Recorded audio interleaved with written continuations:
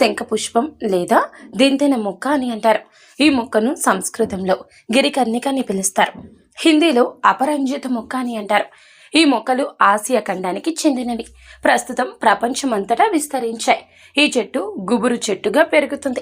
ఈ చెట్లు పొలాల కంచెల వెంబడి రహదారులకు డొంకలకు ఇరువైపులా బాగా కనిపిస్తాయి. ఈ పుష్పాలు కలిగినటువంటి మొక్కలు దాదాపు అందరూ చూసే ఉంటారు. కానీ ఈ మొక్క యొక్క ఉపయోగం చాలా మందికి తెలియదు. ఈ శంఖపుష్పం పూల మొక్కలు పూర్వం నుంచి ఆయుర్వేదంలో విరివిగా వాడుతున్నారు. అనేక రోగాలకు చికిత్సగా వాడుతున్నారు. అంతేకాదు, భూసారాన్ని పెంచడానికి కొన్ని ప్రాంతాల్లో విరివిగా వాడతారు.